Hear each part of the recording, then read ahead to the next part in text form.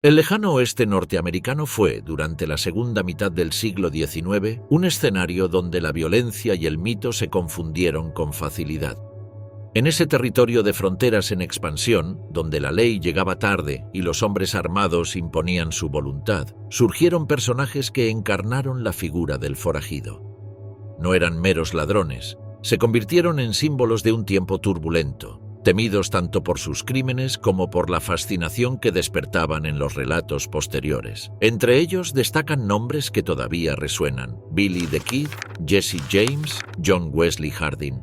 Cada uno, con su propio camino hacia la infamia, dejó un legado de miedo y balas en la historia del oeste. Henry McCarthy, conocido como Billy the Kid, nació en 1859 en Nueva York, aunque muy pronto su destino lo llevó al suroeste. Huérfano a una edad temprana, creció en un ambiente hostil, sobreviviendo entre trabajos ocasionales y pequeños robos. Era bajo de estatura, con una sonrisa juvenil que contrastaba con su reputación de asesino precoz. Su primera detención ocurrió a los 16 años, acusado de hurto menor. Poco después escapó de la cárcel, iniciando una carrera que lo llevaría a convertirse en leyenda. Billy no era un simple ladrón. Fue protagonista central en la llamada Guerra del Condado de Lincoln, un conflicto entre facciones rivales de ganaderos y comerciantes en Nuevo México, donde las disputas económicas se resolvían con plomo. Se dice que mató a su primera víctima con apenas 17 años y pronto acumuló una reputación temible. Ligero con el revólver, certero con la carabina, dispuesto a disparar antes que negociar. Los periódicos lo bautizaron como El Chico, un apodo que alimentaba su aura de muchacho rebelde enfrentado al mundo adulto. La cifra de muertos a sus manos ha sido exagerada en múltiples ocasiones. Algunos cronistas le atribuyeron 21 asesinatos, uno por cada año de su vida. Los historiadores coinciden en que fueron menos, aunque suficientes para convertirlo en un espectro temido en cada cantina. Su final llegó en 1881, cuando el sheriff Pat Garrett lo abatió de un disparo en Fort Sumner. La muerte del joven pistolero, a los 21 años, no terminó con su historia. Abrió la puerta a décadas de mitificación, rumores de supervivencia y baladas que lo inmortalizaron como un rebelde perseguido por un sistema injusto. Otro nombre que se grabó en la memoria colectiva fue Jesse James. Nacido en Missouri en 1847, Jesse creció en una familia marcada por la violencia de la Guerra Civil estadounidense. Su madre simpatizaba con los confederados y el joven pronto se unió a las guerrillas conocidas como Bushwhackers, que realizaban ataques brutales contra granjeros unionistas. Esa experiencia bélica lo convirtió en un hombre despiadado, acostumbrado a la sangre y al pillaje. Tras la guerra, Jesse y su hermano Frank encontraron en el asalto a bancos y trenes una continuidad natural de la vida de violencia. Su banda de forajidos fue célebre por atacar convoyes repletos de dinero en efectivo y en ocasiones ferrocarriles de grandes compañías, lo que les granjeó la simpatía de ciertos sectores de la población que los veían como una especie de vengadores contra los poderosos. La realidad, sin embargo, estaba lejos del romanticismo. Jesse James no dudaba en asesinar inocentes, en disparar contra empleados y clientes de los bancos, en sembrar terror para asegurar su botín. En 1876, tras un asalto fallido en Northfield, Minnesota, su banda fue prácticamente aniquilada, aunque él logró escapar.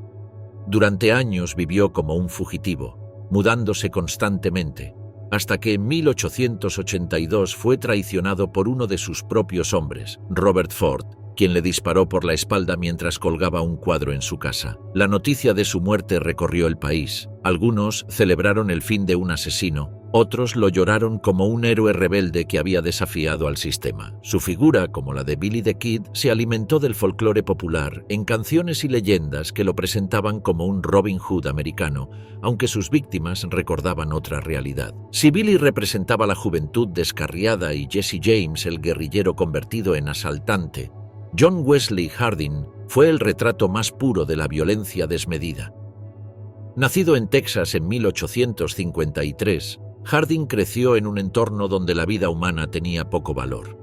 Según sus propias memorias, mató a su primer hombre a los 15 años, en una riña escolar que escaló con cuchillos y pistolas. A partir de ahí, su vida fue un continuo rastro de cadáveres. Se dice que asesinó a más de 40 personas, aunque la cifra real probablemente fue menor.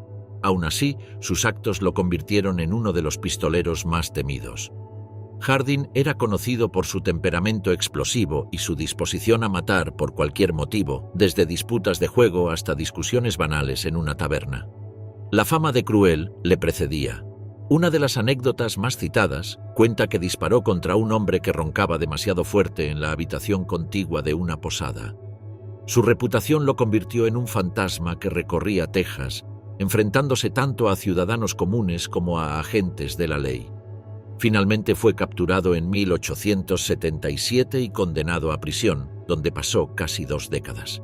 Al salir en libertad, intentó rehacer su vida como abogado, pero los viejos hábitos y enemigos lo persiguieron. En 1895 fue asesinado de un disparo en la nuca en un salón de El Paso. Su epitafio reflejaba la ironía de un hombre que vivió y murió bajo las balas. Aquí yace John Wesley Hardin, amado esposo, padre y abogado, el hombre que nunca rehusó enfrentar a otro hombre. Más allá de estos nombres célebres, el oeste estuvo lleno de pistoleros menos conocidos que extendieron el miedo en cada región. Clay Allison, por ejemplo, era recordado como un violento que disfrutaba desnudarse en público y aterrorizar a los pobladores de Nuevo México. Wild Bill Longley fue otro tejano cuya carrera criminal dejó decenas de muertos antes de ser ahorcado en 1878. Cada uno de estos hombres representaba un capítulo de brutalidad en un país que expandía sus fronteras hacia el oeste sin estructuras sólidas de justicia ni orden. Allí donde la ley no llegaba, los revólveres dictaban sentencia. Los forajidos eran temidos por sus víctimas, pero también admirados por quienes encontraban en ellos un símbolo de desafío.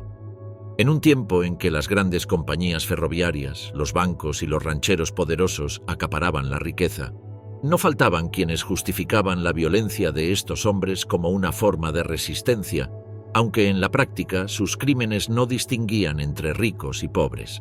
La prensa, siempre ávida de vender ejemplares, magnificaba sus hazañas creando una mitología que mezclaba realidad y ficción. Las balas y la tinta se unieron para forjar la leyenda del oeste. Cada muerto en un duelo, cada asalto sangriento, cada fuga espectacular se transformaba en un relato que circulaba de boca en boca, encendiendo la imaginación popular. Pueblos sin ley. El avance hacia el oeste no solo implicaba la conquista de territorios, sino también la aparición de ciudades improvisadas que brotaban alrededor de minas, estaciones de tren o rutas de ganado. Eran asentamientos que crecían de la noche a la mañana, con una población flotante de buscadores de fortuna, mineros, vaqueros, jugadores y criminales. En esos lugares, la ley era frágil o inexistente, y el poder se medía en pólvora y dinero. Nombres como Dodge City, Deadwood o Tombstone pasaron a la historia como símbolos de ciudades sin ley, escenarios donde los duelos al amanecer, los linchamientos, las peleas de salón y los asesinatos eran parte del día a día. Dodge City, en Kansas, fue una de las más célebres. Nació en la década de 1870 como un puesto clave en el recorrido de las grandes manadas de ganado que se conducían desde Texas hasta los ferrocarriles del norte. Miles de vaqueros llegaban tras meses de camino, con bolsillos llenos de dinero y una ansia desmedida por gastarlo en alcohol, apuestas y mujeres. Dodge City se convirtió rápidamente en un hervidero de tabernas, prostíbulos y casas de juego, donde la vida valía poco y la violencia era parte de la rutina. La llegada masiva de armas y whisky creaba un cóctel explosivo que derivó en tiroteos casi diarios. Era común que los muertos quedaran tirados en la calle hasta que algún voluntario los arrastraba fuera del camino. Conocida como la ciudad más malvada de Estados Unidos, Dodge atrajo también a pistoleros de renombre. Para controlar el caos, las autoridades contrataron a sheriffs y marshals legendarios como Wyatt Earp o Bud Masterson, quienes intentaron imponer el orden a golpe de bala. Aún así, la reputación de Dodge quedó marcada como un lugar donde reinaba el crimen y donde la frontera entre la ley y el descontrol se desdibujaba. Otro de los pueblos más recordados fue Deadwood, en Dakota del Sur. Surgió en 1876 en plena fiebre del oro de las Black Hills, una región sagrada para los pueblos Lakota que había sido invadida tras el hallazgo de yacimientos auríferos. La noticia corrió como pólvora. y en pocos meses miles de mineros, aventureros y comerciantes levantaron un campamento que pronto se convirtió en ciudad. Deadwood no solo atrajo a trabajadores, sino también a una fauna de apostadores, forajidos y buscadores de fortuna sin escrúpulos. Allí encontraron la muerte personajes célebres como Wild Bill Hickok, el pistolero y jugador profesional que cayó abatido de un tiro por la espalda en una partida de póker. La famosa Mano del Muerto, compuesta por ases y ochos, nació de esa escena en Deadwood, convirtiéndose en símbolo de traición y destino fatal. La ciudad, levantada con rapidez y sin planificación, era un hervidero de tensiones. Los asesinatos eran frecuentes, las disputas por concesiones mineras terminaban en tiroteos y los salones se transformaban en arenas de sangre. Aunque con el tiempo se estableció un gobierno local y se instalaron tribunales, durante sus primeros años Deadwood fue la viva imagen de un poblado sin ley, donde el oro justificaba cualquier crimen. En Arizona, Tombstone adquirió notoriedad gracias a un duelo que pasaría a la historia del oeste, el tiroteo en el OK Corral en 1881. Pero antes de esa famosa jornada, la ciudad ya era un epicentro de violencia. Nacida en torno a ricos yacimientos de plata, Tombstone atrajo en pocos años a miles de personas, multiplicando su población con mineros, comerciantes y tahúres. Los conflictos entre las autoridades locales y las bandas de forajidos conocidos como cowboys mantenían a la población en vilo. Robos de ganado, asaltos a diligencias y enfrentamientos callejeros eran comunes. La tensión alcanzó su punto máximo cuando los hermanos Earp y Doc Holliday se enfrentaron a los Clanton y McLaury, dos clanes asociados al crimen en la región. El duelo, que duró apenas 30 segundos, dejó 3 muertos y se convirtió en símbolo de la brutalidad de esos tiempos. Tombstone, más allá de su fama por el OK Corral, fue ejemplo de cómo una ciudad minera podía transformarse en escenario de guerra abierta entre la ley y el crimen, con la población atrapada en medio de las balas. No solo las grandes ciudades del oeste tuvieron este destino. Decenas de pequeños asentamientos surgieron a lo largo de la frontera, cada uno con su cuota de violencia y caos. Abilene, Wichita o Ellsworth compartieron con Dodge City la mala reputación de ciudades ganaderas donde los vaqueros descargaban su furia tras largas temporadas en el campo. En cada uno de estos pueblos, la llegada del tren o el hallazgo de minerales transformaba la tranquilidad inicial en una vorágine de crímenes y negocios turbios. Los salones multiplicaban las ganancias gracias al juego y el alcohol, pero también eran los puntos de origen de las peleas que acababan en duelos mortales. La vida de un pueblo podía depender de un sheriff lo suficientemente duro como para resistir amenazas y balaceras, aunque en muchos casos la corrupción terminaba debilitando la autoridad. La prensa contribuyó a moldear la reputación de estas ciudades sin ley. Los periódicos, ávidos de relatos sensacionales, exageraban los crímenes y tiroteos, presentando al oeste como un territorio salvaje donde la muerte acechaba en cada esquina. Los relatos de viajeros confirmaban esa visión. Cartas y memorias narraban escenas de hombres borrachos disparando al aire en medio de la calle, de cadáveres olvidados junto a las veredas, de partidas de cartas que terminaban en masacres. El efecto fue doble. Por un lado, la población del este veía al oeste como un lugar inhóspito y brutal. Por otro, los propios aventureros se sentían atraídos por esa aura de riesgo y promesa de fortuna rápida. La realidad, sin embargo, era aún más dura. En estas ciudades, la vida cotidiana estaba marcada por el miedo. Los comerciantes cerraban temprano para evitar quedar atrapados en una balacera nocturna. Las familias intentaban criar a sus hijos entre el ruido constante de disparos y peleas. Los entierros se multiplicaban en cementerios improvisados, donde las tumbas apenas se señalaban con una cruz de madera. La justicia era precaria. Jueces itinerantes, jurados presionados por los bandos en conflicto, policías insuficientes frente al número creciente de criminales. En muchos casos eran los propios ciudadanos quienes organizaban comités de vigilancia, linchando a sospechosos sin pruebas y reforzando la espiral de violencia. Los cazarrecompensas y justicieros. En el violento universo del lejano oeste, donde los forajidos sembraban terror y las ciudades nacían sin estructuras sólidas de justicia, emergió una figura ambigua, la del cazarrecompensas. Eran hombres que vivían de perseguir criminales, atraídos por el dinero que ofrecían los carteles colgados en las oficinas de los sheriffs o en las estaciones de tren. En las puertas de bares y burdeles, los carteles rezaban «buscado, vivo o muerto», dejando claro que la captura del fugitivo podía resolverse de cualquier forma. En la práctica significaba que un cadáver era tan valioso como un prisionero vivo, y muchos de estos hombres preferían la vía más rápida. Un disparo certero que les aseguraba cobrar la recompensa sin arriesgar demasiado. Su presencia generaba tanto miedo como la de los forajidos a los que cazaban, porque la frontera entre la justicia y el asesinato era difusa, y nadie podía garantizar que el cazador no se convirtiera también en verdugo. Los cazarrecompensas surgieron como respuesta a la ineficiencia de la ley en un territorio vasto y poco controlado. Los sheriffs locales no podían cubrir cientos de millas de desierto, montañas y praderas, ni enfrentarse a bandas enteras con apenas un par de ayudantes mal armados. Así, el sistema de recompensas trasladó la responsabilidad de atrapar criminales a particulares dispuestos a arriesgar su vida por dinero. Algunos eran antiguos soldados de la guerra civil, endurecidos por años de combate, incapaces de adaptarse a la paz. Otros eran vaqueros fracasados, exploradores solitarios o incluso ex-forajidos que vieron en la caza una nueva forma de sobrevivir.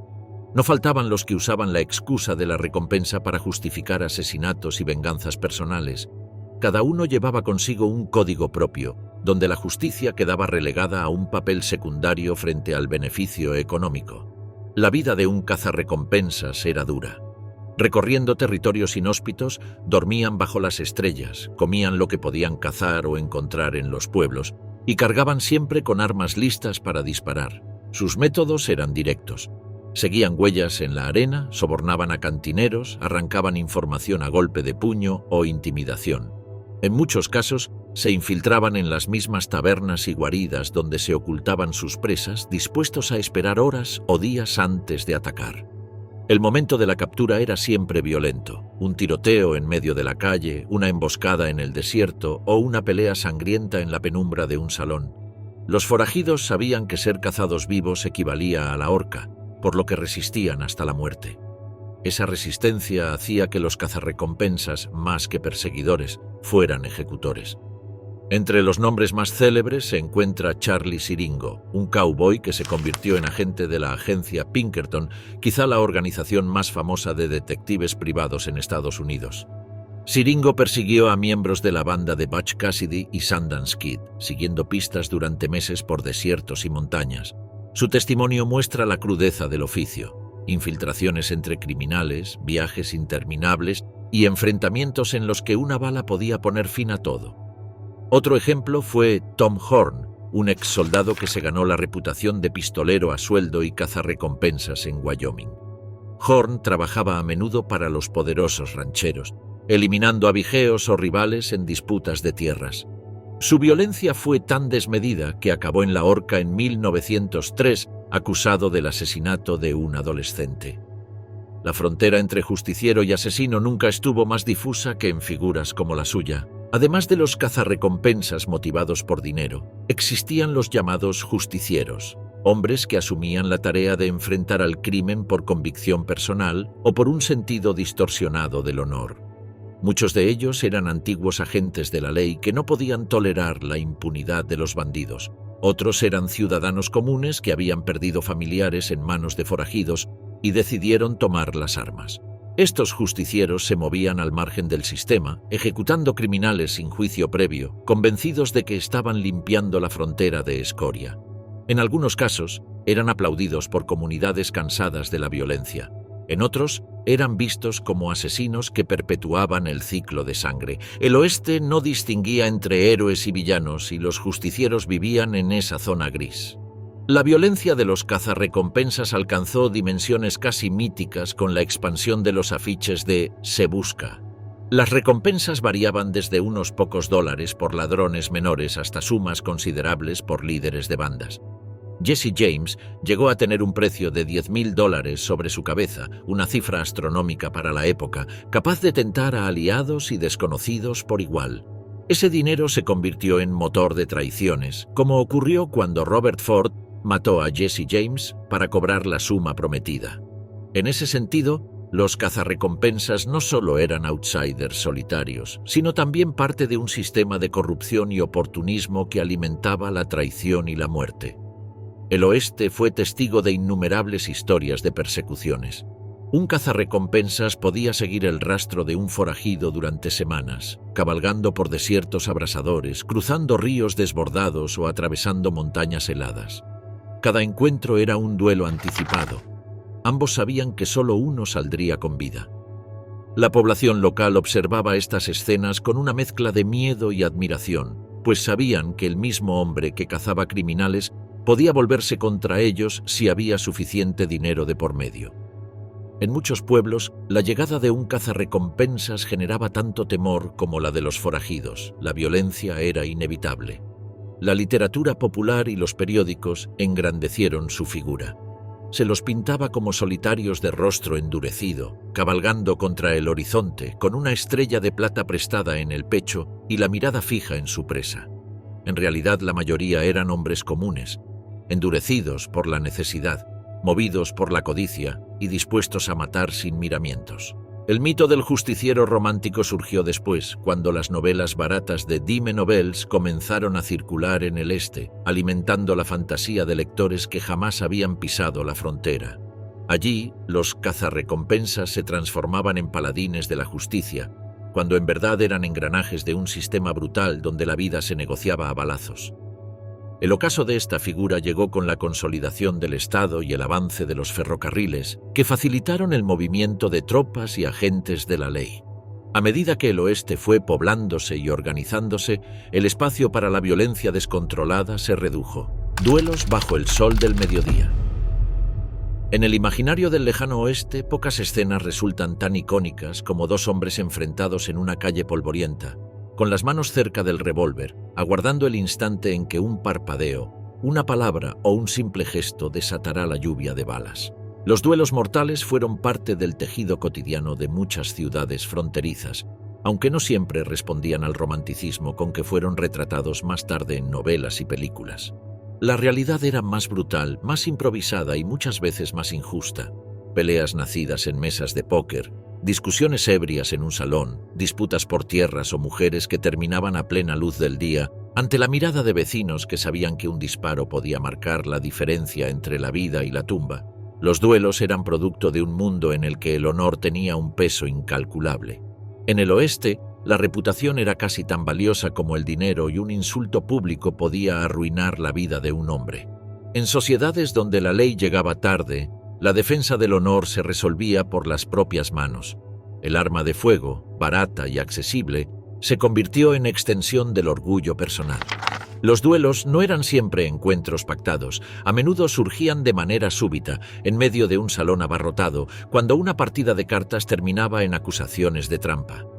En otras ocasiones eran enfrentamientos anticipados, con testigos reunidos en la calle principal para presenciar quién dispararía más rápido. El silencio previo al desenlace, roto por un disparo seco, se convirtió en símbolo de una época.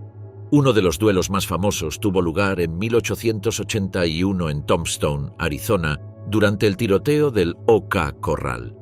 Aunque no fue un duelo en el sentido estricto, sino un enfrentamiento entre dos facciones, quedó grabado como la máxima representación del choque armado en pleno día. Los hermanos Wyatt, Virgil y Morgan Earp, acompañados de Doc Holliday, se enfrentaron a los Clanton y McClory, una banda de cowboys acusada de robo y crímenes. El tiroteo duró apenas medio minuto, pero dejó 3 muertos y convirtió a Tombstone en un nombre legendario. Los testigos aseguraban que los hombres apenas tuvieron tiempo de desenfundar antes de caer abatidos, y el eco de las balas resonó como un juicio final en medio del desierto. Aquella escena reflejaba el espíritu del oeste. Una comunidad dividida, la justicia en manos de pistoleros y la muerte rápida como única certeza. Otro duelo célebre ocurrió en 1865 en Springfield, Missouri, cuando Wild Bill Hickok se enfrentó a Davis Todd. La disputa surgió por una deuda de juego. Todd había tomado el reloj de oro de Hickok como garantía, y este lo consideró una humillación pública. Ambos acordaron enfrentarse en la plaza central. A las 6 de la tarde, ante la mirada de decenas de ciudadanos, Los hombres se plantaron a 30 metros de distancia. Todd disparó primero y falló. Hickok respondió con un tiro certero que atravesó el pecho de su rival. La multitud observó en silencio cómo el joven caía al suelo y luego se dispersó como si nada hubiera ocurrido. El duelo consolidó la reputación de Hickok como uno de los pistoleros más rápidos del oeste y marcó la diferencia entre un hombre común y una leyenda. La rapidez y precisión eran la clave de estos encuentros. No se trataba de tiroteos prolongados, sino de segundos fatales en los que un movimiento en falso significaba la muerte.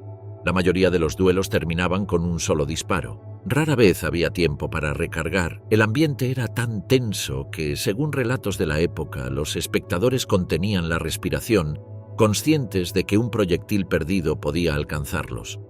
Los cronistas posteriores embellecieron estas escenas, describiendo enfrentamientos teatrales bajo el sol ardiente.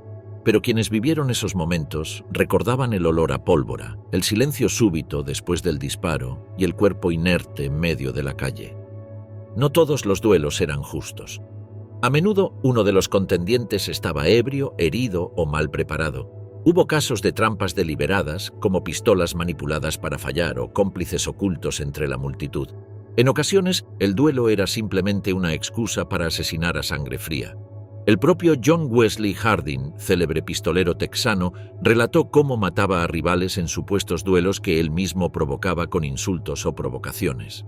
La línea entre justicia y asesinato era tan delgada que muchos de estos enfrentamientos terminaron alimentando venganzas interminables, donde familias y bandas enteras se enfrentaban durante años.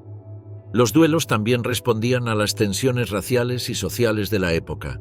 Mexicanos, afroamericanos y nativos americanos eran a menudo víctimas de enfrentamientos desiguales en los que el honor de un hombre blanco se imponía a balazos sobre la vida del otro. Estos crímenes rara vez eran castigados, reforzando la sensación de que el duelo era una herramienta de poder más que un mecanismo de justicia. En las ciudades mineras, las peleas por el control de vetas de oro o plata derivaban en tiroteos públicos, mientras que en las rutas ganaderas las disputas entre rancheros terminaban en emboscadas al estilo de duelo. El espectáculo era el mismo: dos hombres armados, la comunidad expectante y la certeza de que uno no volvería a casa. La prensa contribuyó a magnificar la imagen del duelo. Los periódicos del este reproducían con lujo de detalles los enfrentamientos, transformando a pistoleros en héroes o villanos según el tono del relato. Las dime novels, baratas y populares, convirtieron estos episodios en piezas de folclore, alimentando la visión de un oeste romántico donde los hombres se batían por honor. En realidad, detrás de cada duelo había miedo, ira y sangre derramada en calles polvorientas. Los testigos rara vez lo recordaban como un acto glorioso, sino como una tragedia que dejaba familias rotas y comunidades divididas. A medida que el siglo XIX avanzaba, los duelos comenzaron a desaparecer. El endurecimiento de las leyes, la llegada de jueces y tribunales y el control más estricto de las armas redujeron su frecuencia. Pero durante las décadas de esplendor del oeste, fueron parte esencial de la vida cotidiana, una válvula de escape para las tensiones acumuladas en sociedades nacidas de la fiebre del oro, el ganado y la expansión ferroviaria. Cada duelo era, en última instancia, un recordatorio de la fragilidad de la vida en la frontera, donde un insulto o una mirada podían desencadenar la muerte. La brutalidad en las cárceles del oeste. En las películas sobre el lejano oeste, las cárceles aparecen como construcciones de madera con barrotes oxidados, custodiadas por un sheriff adusto y un ayudante somnoliento. Esa imagen, repetida hasta el cansancio, tiene parte de verdad, pero omite la crudeza que definió a las prisiones de frontera. En aquellos territorios recién colonizados, donde la ley era frágil y el crimen constante, las cárceles eran improvisadas, inseguras y profundamente violentas. No eran centros de rehabilitación, sino depósitos humanos donde el sufrimiento, la corrupción y la brutalidad servían de advertencia a toda la comunidad. Las primeras celdas del oeste eran poco más que habitaciones de adobe, jaulas de hierro o sótanos húmedos bajo edificios municipales. Muchas veces los presos quedaban encadenados en establos, almacenes abandonados o incluso al aire libre, atados a un poste. La escasez de recursos y la improvisación convertían estas cárceles en lugares de tormento físico y psicológico. El calor del verano sofocaba a los reclusos hasta la deshidratación, mientras que en invierno la helada los dejaba temblando bajo mantas raídas. Los insectos infestaban los colchones de paja y las enfermedades se propagaban sin control. Un arresto en el oeste no significaba un tiempo de espera hasta el juicio. Era, con frecuencia, una condena lenta a la miseria y, en muchos casos, a la muerte. El sistema penitenciario del oeste no se basaba en castigos prolongados, sino en soluciones rápidas. Muchos presos ni siquiera llegaban a ver un tribunal. En los pueblos pequeños, bastaba con que un sospechoso fuera acusado de un crimen para que la comunidad exigiera su linchamiento. Las turbas se organizaban con facilidad. Hombres armados irrumpían en la cárcel, sacaban al detenido y lo colgaban de un árbol o de una viga en la plaza. Estas ejecuciones públicas eran un espectáculo macabro al que asistían familias enteras, convencidas de que la violencia ejemplarizante mantenía el orden. El sheriff, en muchos casos, se hacía a un lado, incapaz de contener a decenas de ciudadanos enardecidos. Así, la cárcel se convertía en una simple antesala para el ajusticiamiento popular. Las ejecuciones legales tampoco eran menos brutales. Los ahorcamientos oficiales se realizaban en cadalsos improvisados frente a toda la comunidad. Los reos eran conducidos con sogas al cuello mientras la multitud gritaba insultos y arrojaba objetos. Algunos morían instantáneamente al romperse el cuello, pero otros se asfixiaban lentamente durante minutos, pataleando ante la mirada impasible del verdugo. La horca era vista como un método civilizado en comparación con la lapidación o la hoguera, pero su brutalidad era evidente. En los registros de la época abundan los relatos de ejecuciones mal calculadas, donde la cuerda demasiado corta producía agonías interminables. Lejos de generar compasión, estos espectáculos reforzaban la idea de que la cárcel y la muerte eran caras de la misma moneda. Dentro de las prisiones, la violencia era constante. Los guardias, mal pagados y poco entrenados, solían recurrir a los golpes y torturas para mantener el control. Palizas con culatas de rifle, privación de agua o encierro en celdas minúsculas de castigo eran parte de la rutina. En algunas cárceles, como la famosa Yuma Territorial Prison en Arizona, inaugurada en 1876, los prisioneros eran sometidos a trabajos forzados bajo un sol abrasador. Construida en piedra sobre una colina junto al río Colorado, Yuma se ganó pronto la reputación de infierno en la tierra. Allí, los internos trabajaban encadenados, levantando muros, cavando fosas o cargando materiales durante jornadas interminables. Los intentos de fuga eran castigados con aislamiento en celdas oscuras llamadas The Dark Cells, donde el prisionero permanecía días enteros en penumbras con pan y agua como única ración. El calor sofocante del desierto convertía esas celdas en auténticos hornos.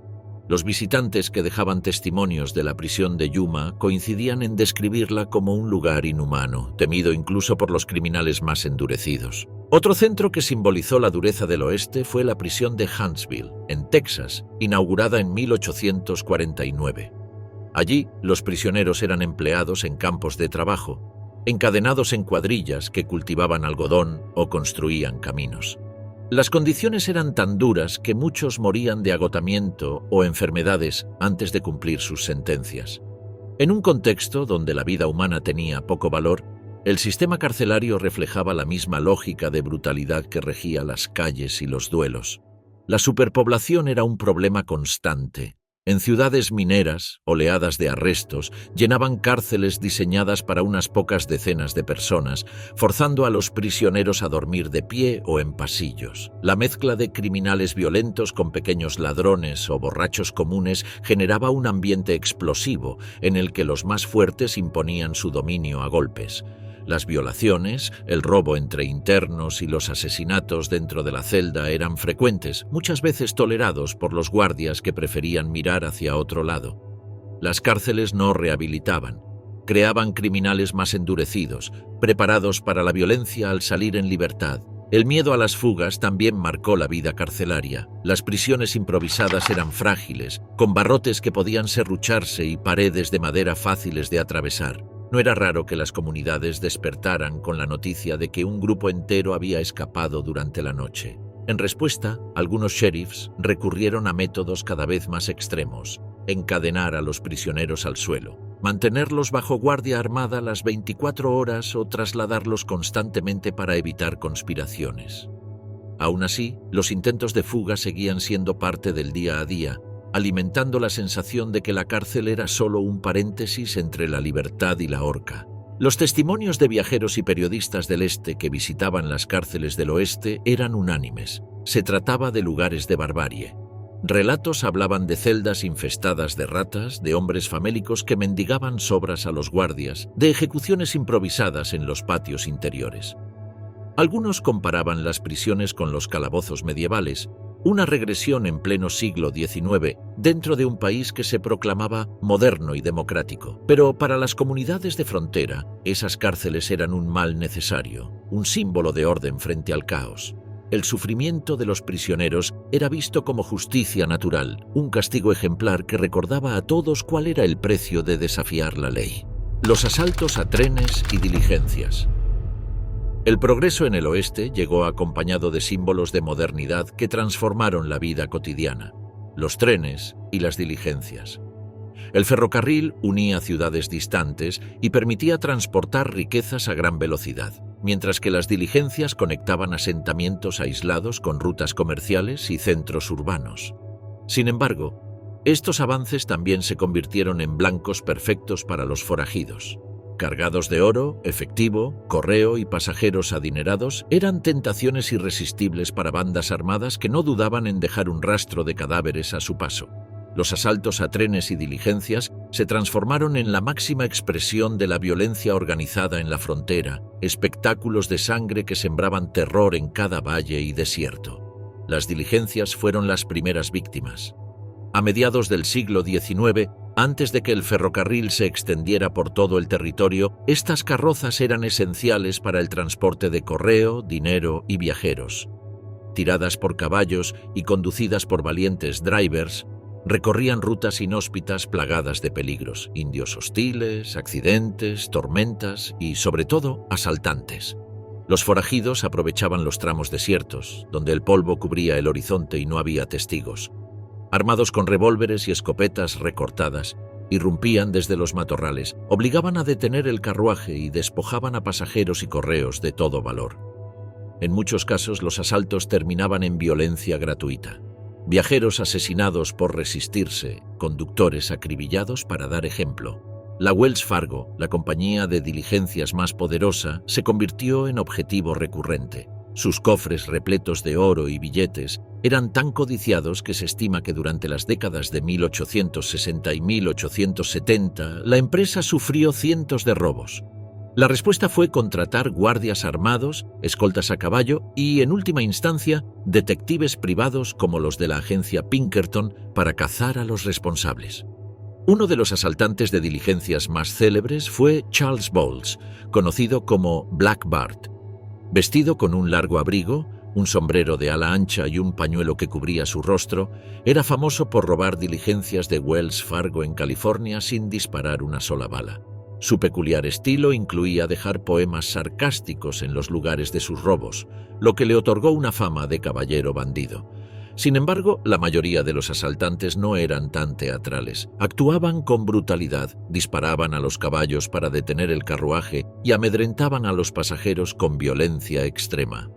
Las historias de viajeros despojados en mitad del desierto, obligados a caminar millas sin agua después del asalto, se multiplicaban, reforzando el miedo a las rutas abiertas. El ferrocarril amplificó el problema. Con la expansión de las vías en la década de 1870, los trenes se convirtieron en auténticas fortalezas móviles cargadas de riqueza. Transportaban lingotes de oro, nóminas para ejércitos y compañías mineras, armas y provisiones.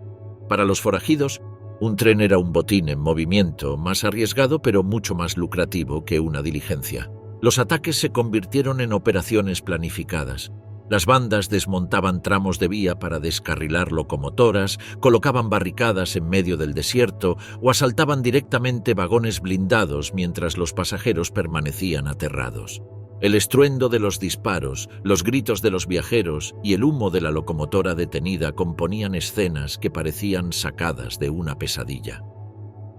La banda de Jesse James y su hermano Frank fue pionera en los robos a trenes. En 1873, en Adair, Iowa, descarrilaron un tren de la Rock Island Railroad y despojaron a los pasajeros, asesinando a varios en el proceso. La magnitud del crimen conmocionó al país y transformó los asaltos ferroviarios en un nuevo rostro del terror en la frontera.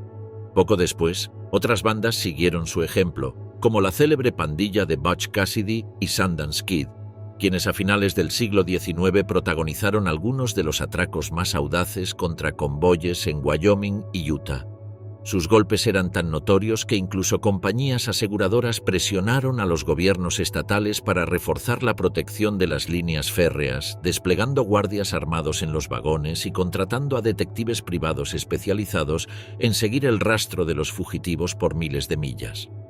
Los asaltos no siempre terminaban en éxito. En 1876, la banda James Younger intentó robar un banco en Northfield, Minnesota, pero la resistencia de la población convirtió el atraco en una masacre. Algo similar ocurría con los trenes. Muchas veces, el personal armado respondía con fiereza y los asaltantes terminaban muertos o capturados.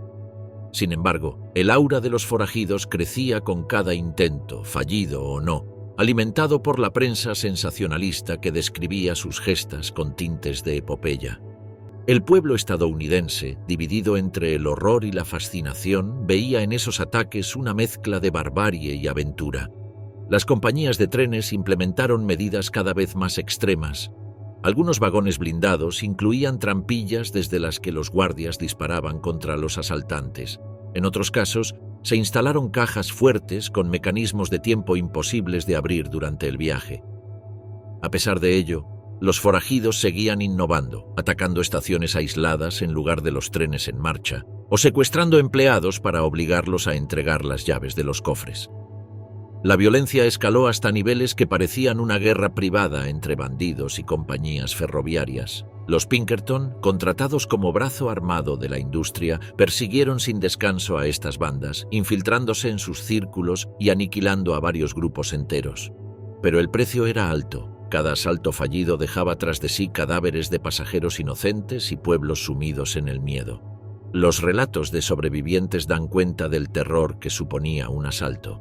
Pasajeros obligados a entregar relojes, anillos y carteras bajo la amenaza de una pistola, mujeres aterradas protegiendo a sus hijos, conductores golpeados hasta perder el conocimiento. En algunos casos, los criminales descargaban su frustración contra los pasajeros, asesinando a quienes se resistían o simplemente para imponer miedo. La frontera entre el robo y la masacre era tan tenue como la línea de hierro que cruzaba el desierto. Cada tren que partía de una estación cargado de riquezas llevaba consigo el espectro del ataque inminente. Las pandillas más despiadadas del oeste. El oeste fue tierra de pistoleros solitarios, pero también de bandas organizadas que sembraron el caos en varios estados a la vez. Las pandillas de forajidos fueron, en muchos sentidos, la forma más peligrosa de criminalidad en la frontera. Grupos armados hasta los dientes, con jerarquías internas, estrategias de asalto y la capacidad de desafiar abiertamente a las autoridades locales. No se trataba de un bandido aislado robando una cartera en un callejón, sino de grupos enteros capaces de asaltar trenes, bancos y pueblos enteros, dejando tras de sí un reguero de muertos. Entre ellas, dos nombres brillan con especial notoriedad: la banda de los Dalton y la de los hermanos James Younger. Su fama, alimentada por periódicos y canciones populares, los convirtió en figuras legendarias, aunque su recuerdo quedó marcado por la sangre derramada en su camino. Los Dalton eran tres hermanos nacidos en Kansas: Grat, Bob y Emmett. Su historia comenzó paradójicamente en el lado de la ley. Durante un tiempo trabajaron como ayudantes de Marshall en el territorio indio, pero pronto cruzaron la línea hacia el crimen, atraídos por el dinero fácil y la adrenalina de los asaltos. A principios de la década de 1890, formaron una banda que se especializó en robar trenes y bancos. Su osadía alcanzó el punto máximo el 5 de octubre de 1892 en Coffeyville, Kansas, cuando intentaron asaltar simultáneamente dos bancos en plena luz del día. El plan era audaz: entrar en ambos establecimientos al mismo tiempo, vaciar las cajas fuertes y escapar antes de que la ciudad pudiera reaccionar. Pero Coffeyville no era un pueblo indefenso. Los ciudadanos se armaron rápidamente y se produjo un tiroteo feroz en las calles principales. En cuestión de minutos, Grant, Bob y otros miembros de la banda yacían muertos, mientras Emmett, gravemente herido, fue capturado.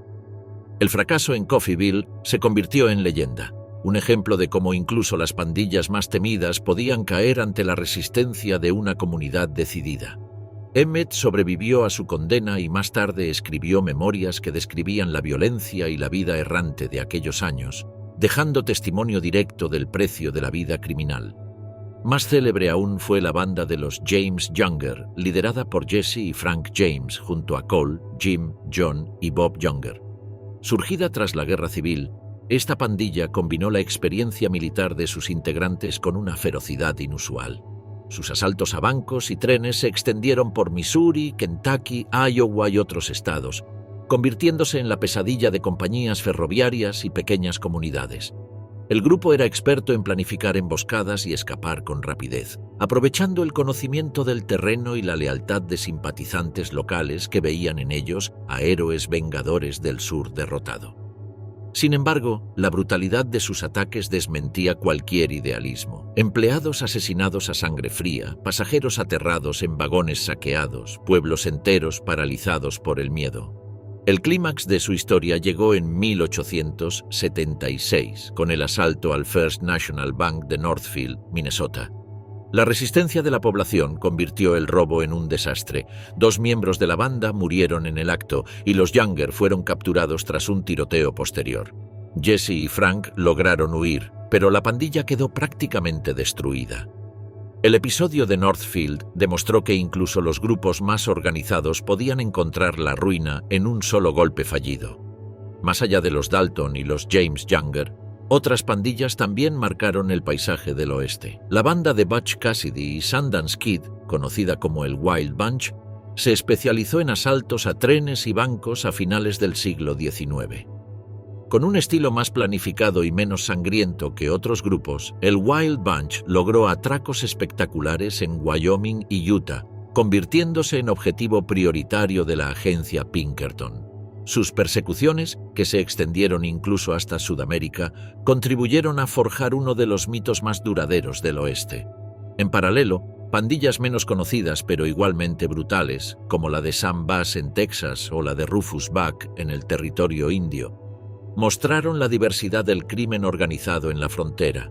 Mientras Bass era célebre por sus audaces robos de trenes, Buck y sus hombres sembraron el terror con asesinatos indiscriminados y ataques a colonos, mostrando la cara más cruel de la violencia pandillera. El atractivo de estas bandas no radicaba solo en sus crímenes, sino en la fascinación que despertaban.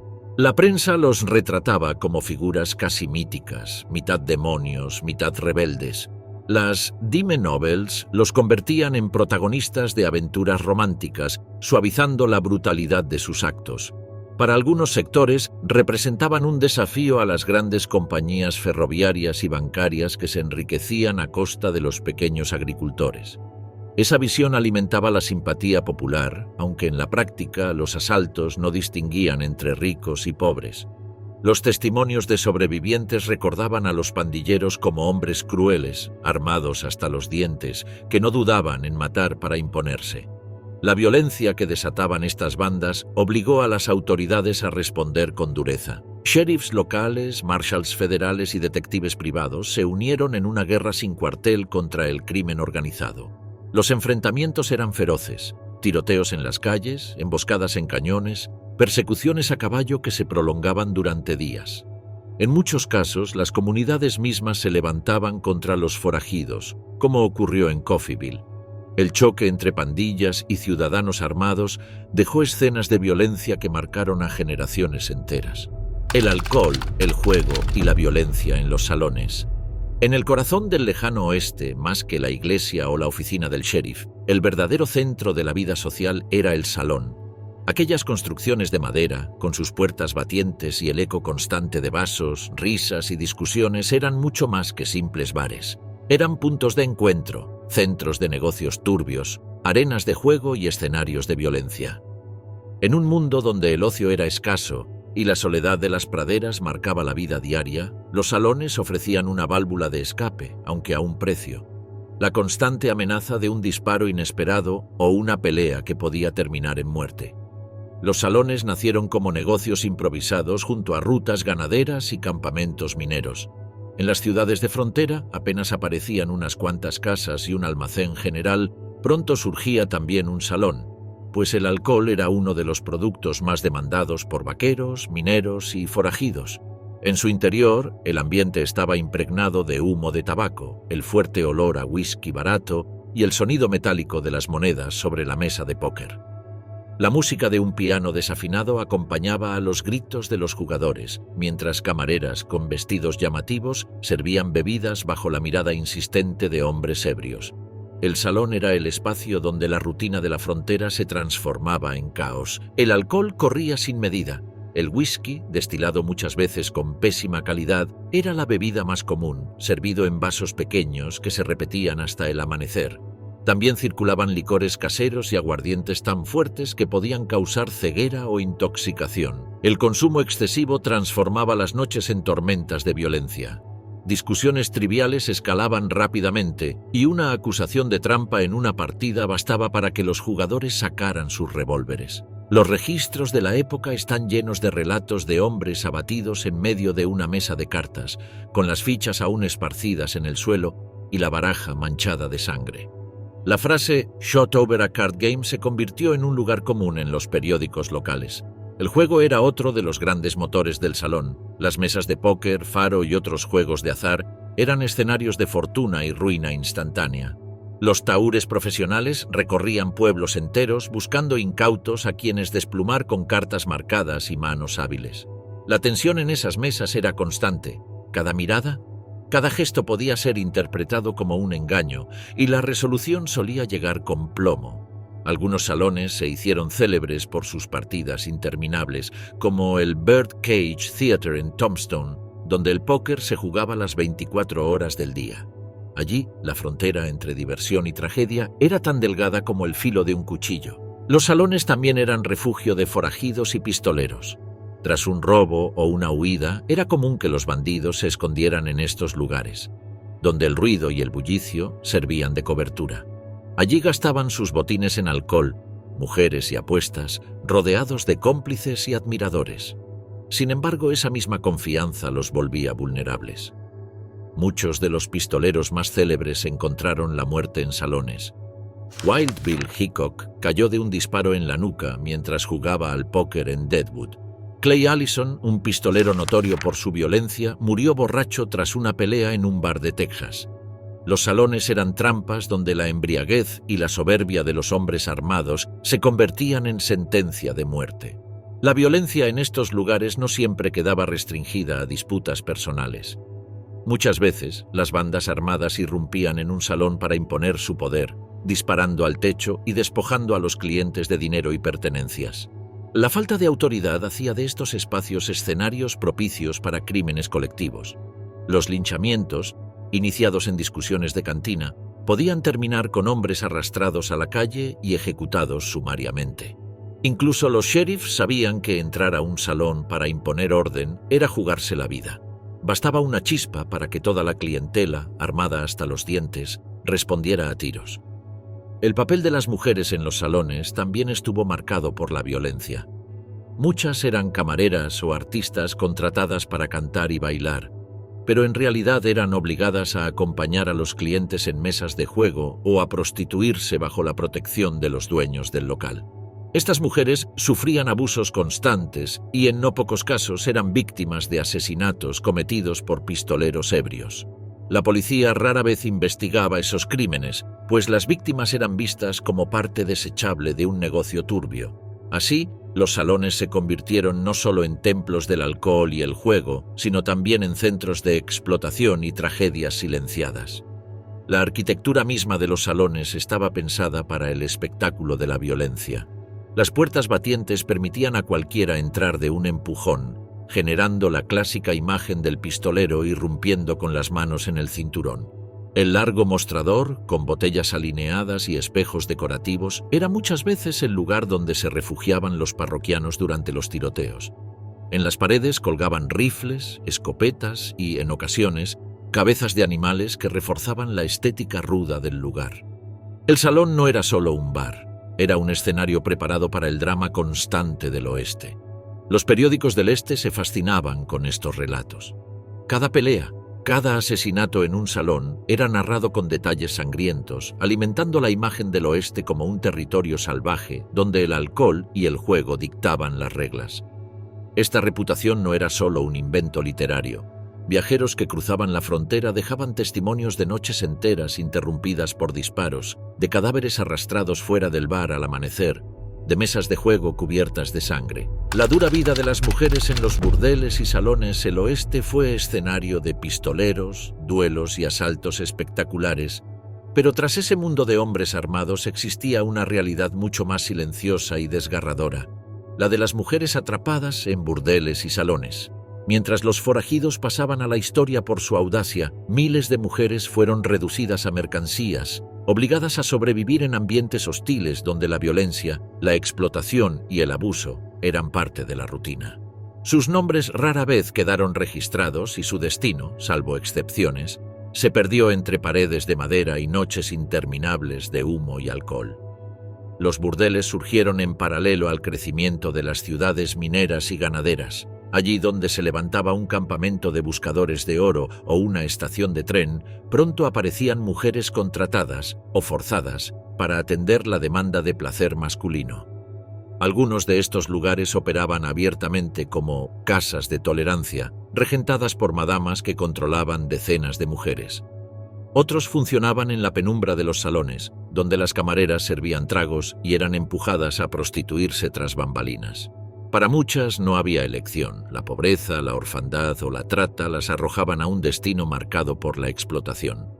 Viajeros del este que se adentraban en el oeste dejaron testimonio de Red Light Districts, donde las mujeres, maquilladas y agotadas, esperaban en habitaciones mal iluminadas, con la certeza de que cada cliente podía ser también su verdugo. La vida en esos burdeles estaba marcada por la violencia constante.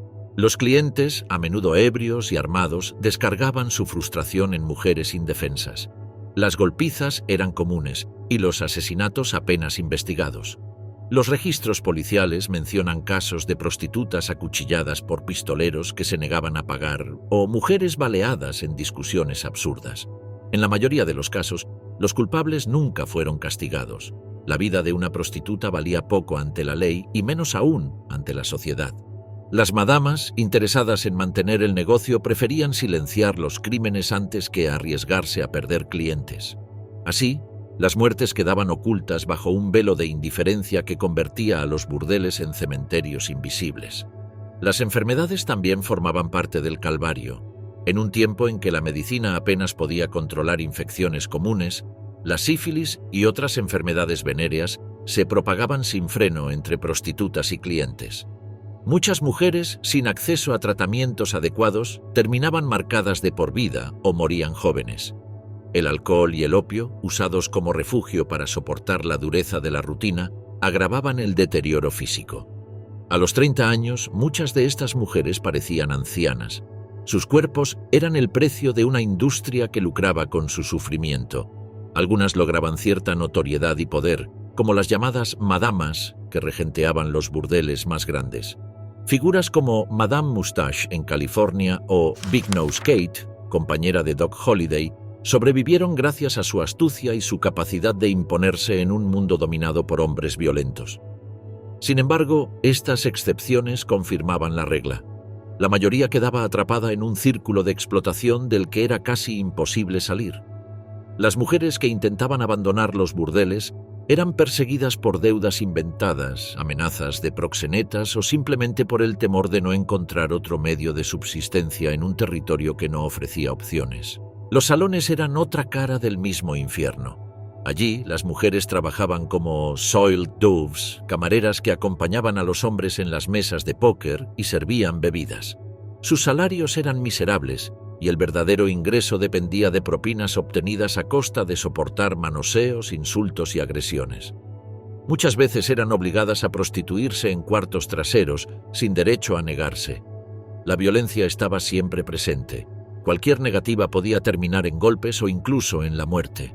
La policía rara vez intervenía, pues los dueños de los salones solían sobornar a las autoridades locales para mantener sus negocios intocados. Así, las mujeres quedaban atrapadas entre la codicia de sus jefes y la brutalidad de sus clientes. El consumo de opio añadió un capítulo oscuro a esta historia. En ciudades como San Francisco o Denver, los burdeles solían estar asociados con fumaderos de opio, donde las mujeres eran obligadas a drogarse para soportar las largas jornadas de trabajo. El opio las adormecía, las hacía más dóciles y, al mismo tiempo, las convertía en dependientes de los proxenetas que controlaban el suministro. Esta práctica se extendió con rapidez, dejando a muchas mujeres atrapadas no solo por la violencia, sino también por la adicción. En algunos casos, la desesperación las llevaba a cometer crímenes. Hay registros de prostitutas que apuñalaron a clientes en defensa propia o que envenenaron a proxenetas abusivos. Sin embargo, la justicia rara vez les fue favorable. La mayoría terminó en cárceles aún más brutales que los burdeles o en la horca. El sistema legal del oeste no contemplaba la posibilidad de que una mujer pudiera ser víctima y verdugo al mismo tiempo. Para la ley, eran delincuentes sin redención. La memoria de estas mujeres quedó enterrada en gran medida bajo el mito romántico del oeste. Mientras la literatura y el cine popularizaron la figura del pistolero y del sheriff, las mujeres de los burdeles fueron reducidas a estereotipos: la chica de salón con vestido rojo y sonrisa seductora. La realidad fue mucho más cruel. Detrás de cada sonrisa había miedo, detrás de cada vestido brillante había cicatrices ocultas. En sus vidas se condensaba lo más oscuro del oeste: la explotación, el silencio y la certeza de que la violencia era inevitable. Los testimonios de algunos viajeros, cartas y memorias de la época son de las pocas fuentes que permiten vislumbrar esa realidad. Hablan de burdeles donde los gritos de mujeres golpeadas atravesaban las paredes, de salones en los que camareras caían muertas tras un disparo por una deuda de juego, de cuerpos enterrados en cementerios sin nombre, lejos de las lápidas conmemorativas de pistoleros famosos. La violencia contra las mujeres no era un accidente aislado, sino una constante estructural en la frontera. El rol de los sheriffs en el lejano oeste. En medio del caos del oeste, donde los forajidos sembraban terror y los salones se convertían en escenarios de sangre, surgía la figura del sheriff como el único símbolo visible de autoridad. Su estrella de metal prendida en el pecho no era solo un adorno, representaba la delgada línea entre el desorden absoluto y la esperanza de justicia. Sin embargo, la imagen del sheriff heroico, incorruptible y siempre triunfante pertenece más al mito que a la realidad. En el terreno, muchos de estos hombres eran solitarios que luchaban contra fuerzas muy superiores, mal pagados, con recursos escasos y, en ocasiones, tan violentos o corruptos como los criminales a los que debían enfrentar. El origen de la figura del sheriff en el oeste provino de la necesidad inmediata de imponer algún tipo de orden en comunidades recién nacidas. Cuando un campamento minero se transformaba en pueblo, la elección de un sheriff era uno de los primeros actos de organización civil. Muchas veces se trataba de votaciones improvisadas, donde la popularidad o la fama de dureza valían más que cualquier experiencia real en la aplicación de la ley. Una vez elegido, el sheriff tenía que enfrentarse a todo: ladrones de ganado, jugadores tramposos, pistoleros borrachos, pandillas armadas y hasta multitudes que exigían linchamientos. Con apenas un par de ayudantes, los llamados deputies, debía cubrir territorios extensísimos, cabalgando jornadas enteras para perseguir a criminales o mediar en disputas. La soledad y el peligro eran parte inherente del cargo. El día a día de un sheriff combinaba la rutina burocrática con la violencia repentina. Podía pasar la mañana redactando avisos de recompensas o custodiando a un preso, y por la tarde verse envuelto en un tiroteo en medio de la calle principal. Las cárceles improvisadas bajo su custodia eran frágiles y los intentos de fuga constantes. Muchos sheriffs dormían en la misma oficina, con el revólver a un lado y el oído alerta ante cualquier ruido en la puerta.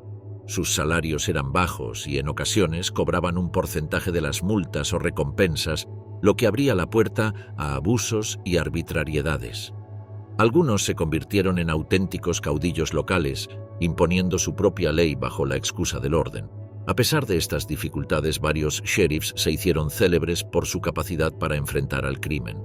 Wyatt Earp, por ejemplo, Trabajó como sheriff adjunto en Dodge City y más tarde en Tombstone, donde su nombre quedó ligado para siempre al tiroteo en el OK Corral. Su fama de pistolero frío y calculador lo convirtió en un símbolo de justicia implacable, aunque sus métodos eran cuestionados. Aplicaba la fuerza sin miramientos y mantenía vínculos cercanos con salones y casas de juego. Otro caso emblemático fue Bud Masterson, también sheriff de Dodge City, quien además de hacer cumplir la ley era jugador y cronista, y supo construir su propia leyenda tanto con palabras como con balas. Wild Bill Hickok, antes de morir en Deadwood, había ejercido como sheriff en Abilene, Kansas, donde impuso el orden a tiros en salones repletos de pistoleros. Estos nombres alimentaron la idea del sheriff valiente, pero detrás de ellos había una multitud de oficiales menos conocidos, que murieron en el anonimato enfrentando a criminales en pueblos perdidos. El enfrentamiento entre sheriffs y pandillas armadas marcó algunos de los episodios más sangrientos del oeste. Los Dalton, los James Younger y otras bandas obligaron a los sheriffs a movilizar a ciudadanos como milicias improvisadas. Las crónicas narran escenas de sheriffs armando a comerciantes y granjeros para resistir ataques, sabiendo que, sin ayuda, serían superados en minutos. En muchos casos, los sheriffs caían en servicio. Emboscados en cañones, abatidos en calles oscuras o asesinados por la espalda en salones atestados. El riesgo era tan alto que la expectativa de vida en el cargo era corta. Cada estrella de sheriff brillaba como un blanco perfecto en la mira de los forajidos. No todos, sin embargo, fueron héroes. El oeste también conoció sheriffs corruptos, comprados por bandas criminales o empresarios poderosos. Algunos toleraban el juego ilegal y la prostitución a cambio de sobornos. Otros vendían información a los forajidos sobre movimientos de dinero y diligencias. La población, consciente de estas traiciones, a veces recurría a comités de vigilancia que tomaban la justicia en sus manos, desafiando incluso a la autoridad oficial. Este fenómeno refleja la paradoja del oeste. El sheriff, encarnación de la ley, podía ser también parte del problema. La relación entre los sheriffs y la comunidad era ambivalente. Por un lado, representaban seguridad en medio del caos. Por otro, eran figuras temidas por su poder de decisión inmediata sobre la vida y la muerte. Un sheriff podía detener a un hombre por sospecha de robo y entregarlo al linchamiento público, o podía enfrentarse solo a una turba para proteger a un prisionero. Sus decisiones definían el destino de pueblos enteros. En este sentido, los sheriffs eran tanto jueces como verdugos, obligados a actuar con rapidez en lugares donde los tribunales tardaban meses en llegar. El papel de los sheriffs en la construcción del mito del oeste se consolidó gracias a la prensa y la literatura. Los periódicos del este retrataban sus hazañas como relatos épicos, un solo hombre imponiendo el orden ante decenas de forajidos. Las ficciones sobre el lejano oeste transformaron a Wyatt Earp, Bud Masterson y otros en héroes casi invencibles, ocultando sus sombras y contradicciones. El cine del siglo XX heredó esa imagen romántica, fijando en la memoria colectiva la idea de que el sheriff era el guardián incorruptible de la justicia. La realidad fue más compleja. Muchos eran hombres comunes con virtudes y defectos, atrapados en una frontera donde cada decisión podía significar la muerte. La integración del oeste al resto del país y la pacificación del territorio. Hacia finales del siglo XIX y principios del XX, aquel territorio que parecía condenado a la anarquía comenzó a transformarse. La expansión del ferrocarril, la llegada masiva de colonos, la consolidación de instituciones estatales y el avance del gobierno federal fueron tejiendo una red de control que poco a poco desdibujó la imagen del oeste salvaje. El proceso no fue inmediato ni exento de sangre, pero la integración de esos territorios al resto de Estados Unidos trajo consigo una relativa paz que puso fin a la época de los pistoleros y los duelos mortales. El ferrocarril fue uno de los grandes motores de ese cambio. La culminación del Union Pacific y el Central Pacific en 1869 unió por primera vez el este y el oeste a través de un sistema ferroviario continuo. Esta infraestructura permitió no solo el transporte de mercancías y pasajeros, sino también el movimiento rápido de tropas y agentes de la ley. Donde antes un sheriff debía cabalgar días para perseguir a un forajido, ahora un telegrama podía alertar a distintas ciudades y un tren podía transportar a las autoridades en cuestión de horas. El ferrocarril, símbolo de progreso, Fue también un instrumento de control que redujo la autonomía de los criminales. Cada nueva estación representaba la llegada de la ley y el fin de los vastos territorios sin vigilancia. La colonización masiva fue otro factor decisivo. A través de leyes como el Homestead Act de 1862, miles de familias se asentaron en tierras del oeste, levantando granjas, escuelas e iglesias. Con ellas llegó una nueva estructura social, más difícil de someter al terror de los forajidos. Las comunidades, organizadas alrededor de la familia, la religión y la producción agrícola, presionaron a los gobiernos locales para establecer juzgados, construir cárceles más seguras y contratar fuerzas de policía más profesionales. Poco a poco, las ciudades polvorientas de cantinas y burdeles dieron paso a centros urbanos con comercios estables, escuelas públicas y periódicos locales que reforzaban el sentido de pertenencia. La violencia no desapareció, pero ya no era la regla cotidiana. El gobierno federal jugó un papel central en esta transición. La creación de territorios administrativos y posteriormente su conversión en estados trajo consigo el despliegue de jueces, cortes federales y cuerpos de marshals con mayor capacidad de acción. La figura del sheriff solitario fue cediendo terreno a sistemas más amplios de justicia. A la vez, el ejército continuó con campañas militares contra las naciones indígenas, asegurando el control del territorio a través de fuertes y guarniciones. La violencia contra los pueblos originarios fue parte esencial de esta pacificación, pues la integración del oeste al país se hizo sobre la base del despojo y la subordinación de las comunidades nativas. La paz que llegó para los colonos significó, en gran medida, la derrota y marginación definitiva de las tribus que habían habitado esas tierras durante siglos. La economía también se transformó. Las minas de oro y plata, los ranchos ganaderos y el comercio impulsado por el ferrocarril crearon una red de intereses que favorecía la estabilidad. Las grandes compañías no podían tolerar que bandas de forajidos siguieran descarrilando trenes o asaltando bancos y presionaron a las autoridades estatales y federales para reforzar la seguridad.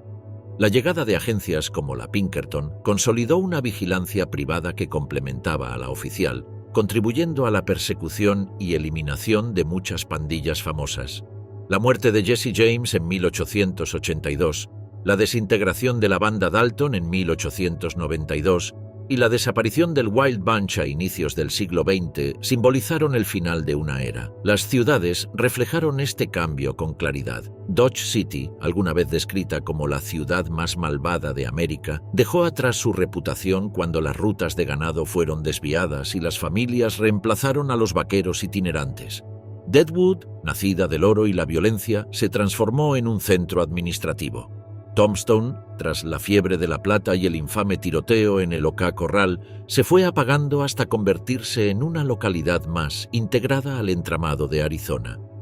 Allí donde antes el sonido predominante era el de disparos en la calle, comenzaron a escucharse las campanas de las iglesias y el bullicio de los mercados. El imaginario colectivo, sin embargo, ya había inmortalizado al viejo oeste como un mundo de sangre y pólvora. Incluso mientras la paz se asentaba, escritores y periodistas seguían publicando relatos sobre pistoleros, salones y duelos al amanecer. Las Dime Novels y más tarde las primeras películas consolidaron la leyenda en la memoria popular. Para muchos ciudadanos del este, el oeste seguía siendo sinónimo de aventuras, aunque en la práctica se transformaba en un territorio cada vez más parecido al resto del país. La mitificación cumplía una doble función. Alimentaba la nostalgia de un tiempo salvaje y al mismo tiempo celebraba el triunfo de la civilización sobre el desorden. El siglo XX confirmó esa integración. Con la llegada del telégrafo, el teléfono y nuevas oleadas migratorias, el oeste dejó de ser frontera para convertirse en parte integral de Estados Unidos. Ciudades como Denver, San Francisco y Dallas se consolidaron como centros económicos modernos, muy lejos de la imagen de pueblos sin ley dominados por forajidos. La violencia no desapareció del todo, pero los duelos públicos, los asaltos a trenes y los linchamientos dejaron de ser parte del día a día. La estrella del sheriff ya no brillaba solitaria en medio de un territorio hostil, sino integrada en un sistema estatal que le otorgaba respaldo institucional.